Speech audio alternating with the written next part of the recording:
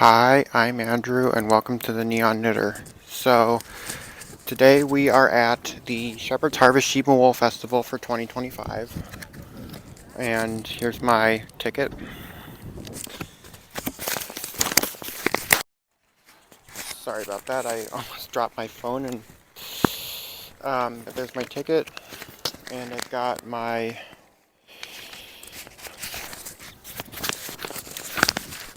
brochure that shows all the vendors and stuff. And like gives a map of the whole event. So, yeah, so I'm going to give you guys a tour of the festival, and then I'm going to do my shopping after that. So, yeah. So we are at the Washington County Fairgrounds in Lake Elmo, Minnesota. So, yeah, Shepherd's Harvest 2025. Alright.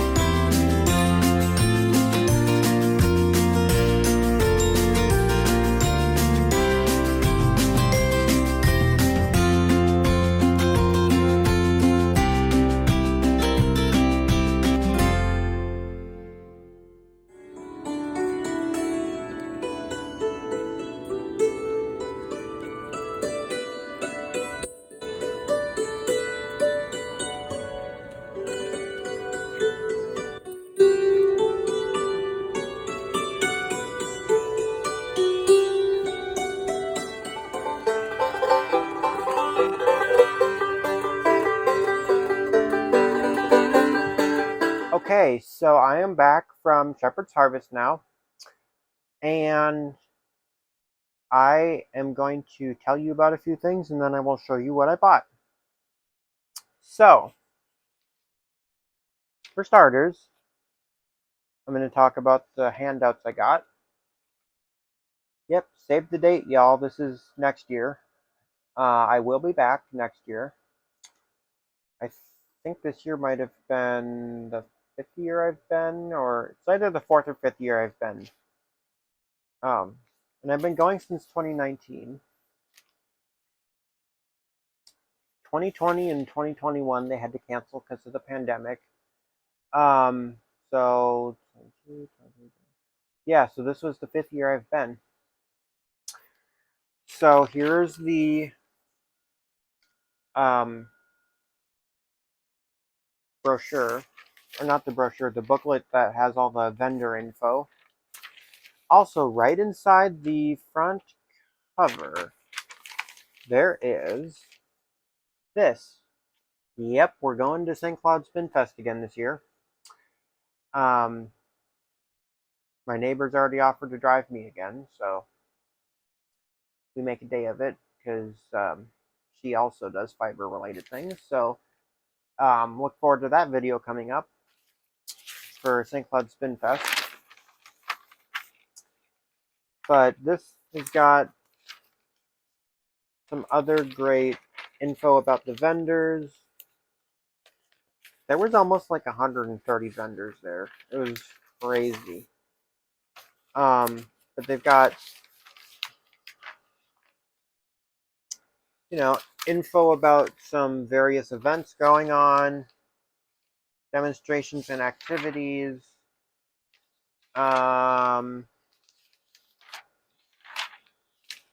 Let's see. They do have an ad for the North County Fiber Fair, or North Country Fiber Fair, excuse me, in September. If you live in the area, go check it out. In Watertown, South Dakota. I will not be going to that one because I do not live in that area. But there was an ad for it, so there's even a word search with different sheep breeds, and then there's a sheep coloring page, and then they talk about like the art on the cover of the magazine. So yeah, I would say this is pretty detailed.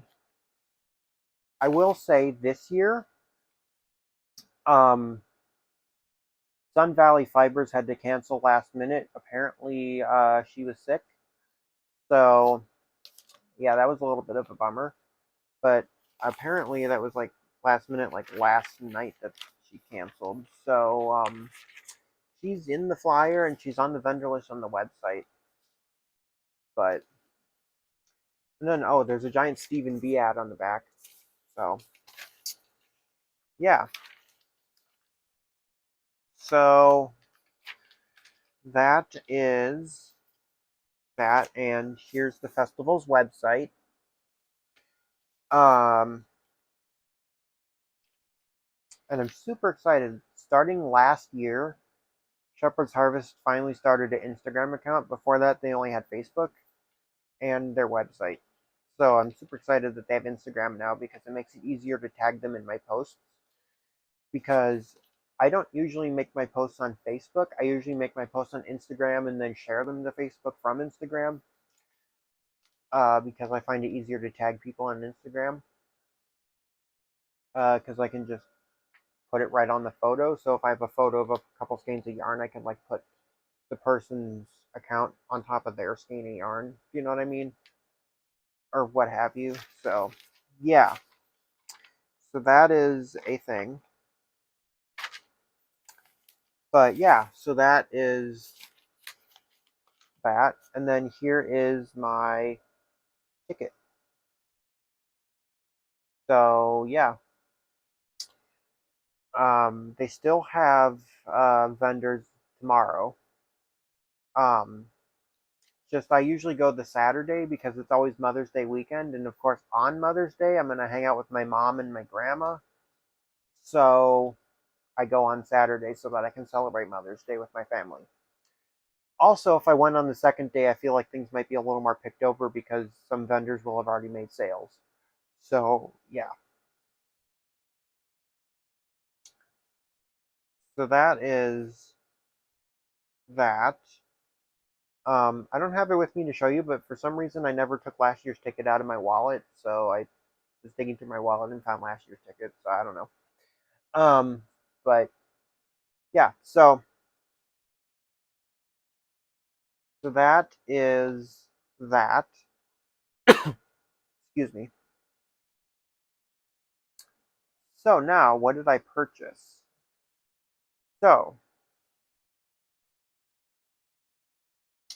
I purchased some yarn from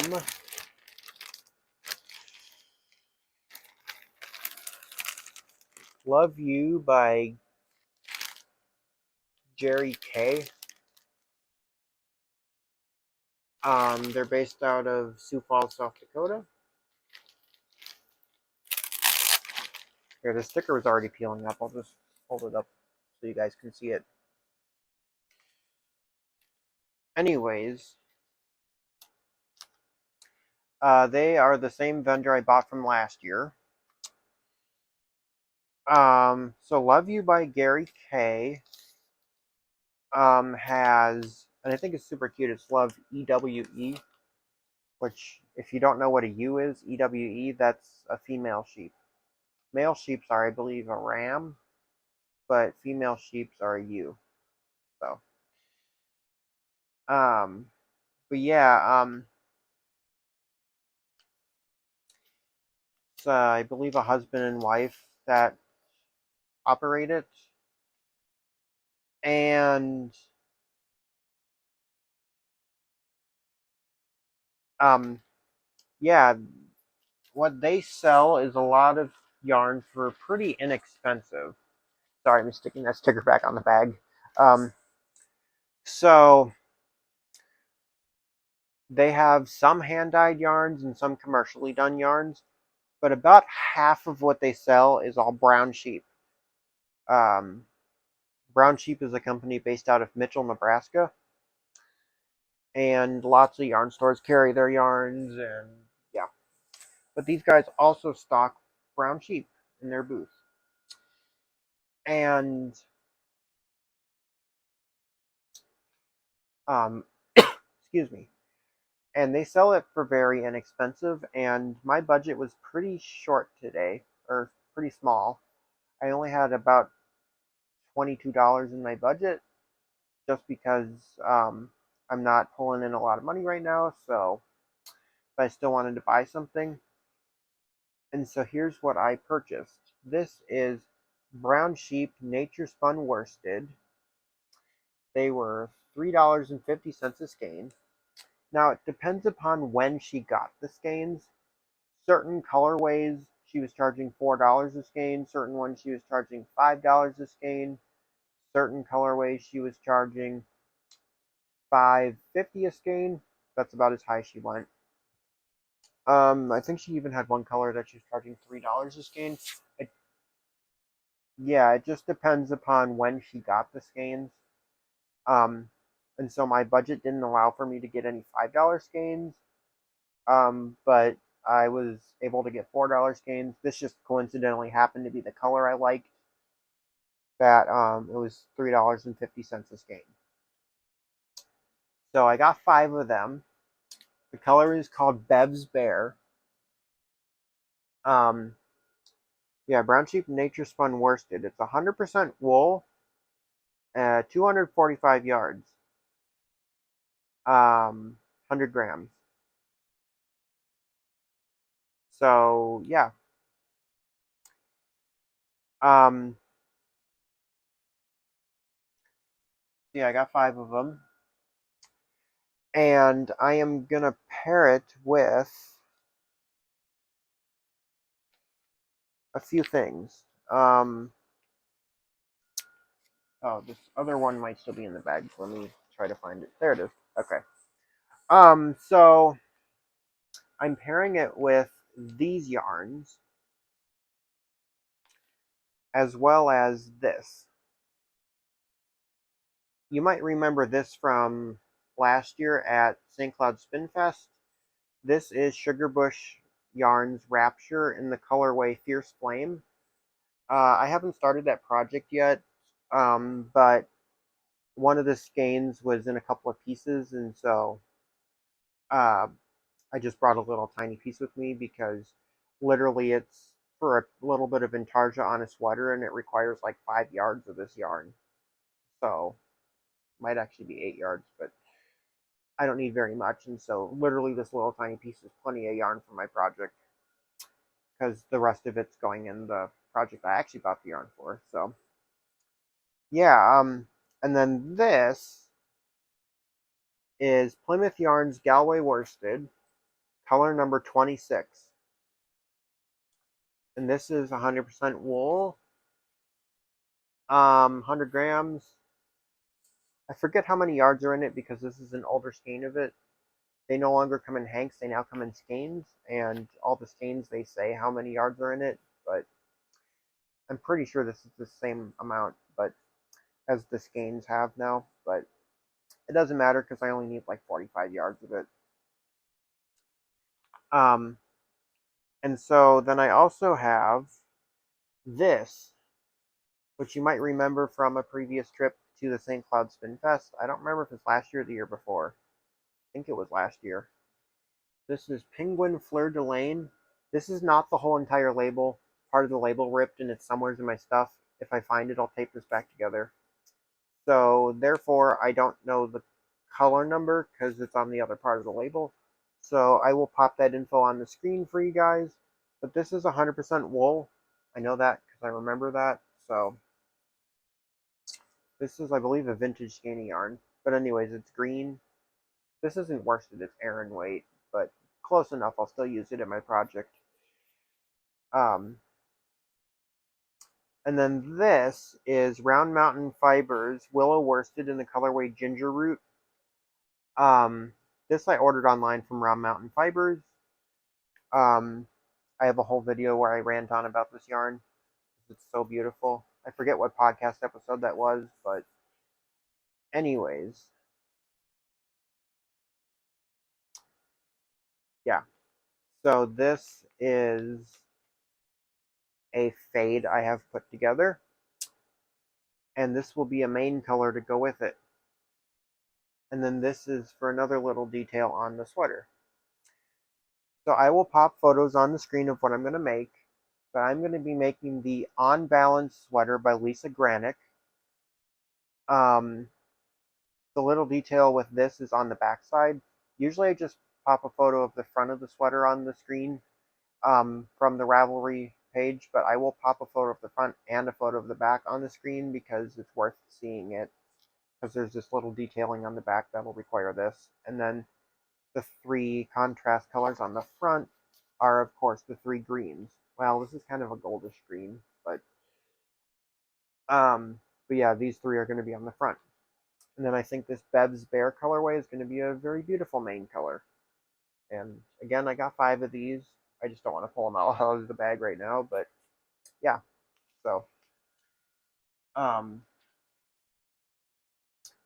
so I think that that sweater is going to look very nice, and I'm really excited about it.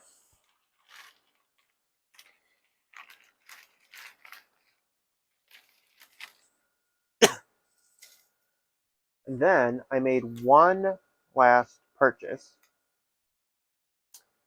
I stopped by this vendor, Fiber Curios and Sundries,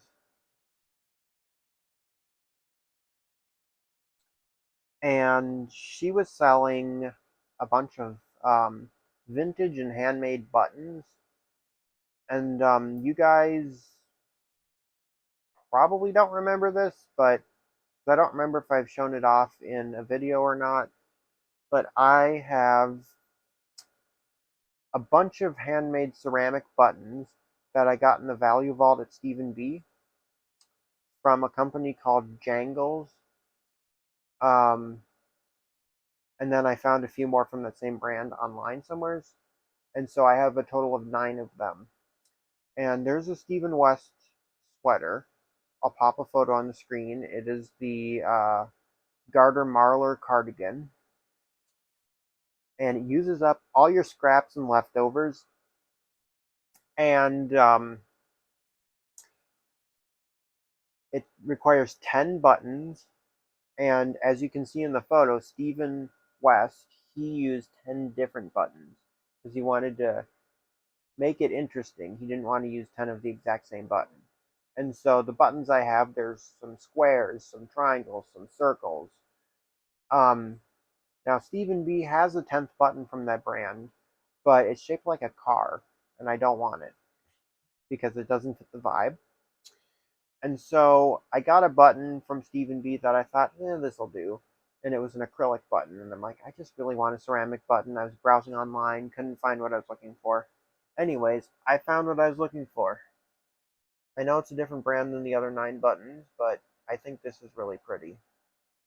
Apologize for the glare from my phone screen that I'm recording this video on. But I think that's really pretty. The only difference is the buttons I have from Jangles have the design on both sides of the button, and it's like glazed on both sides of the button.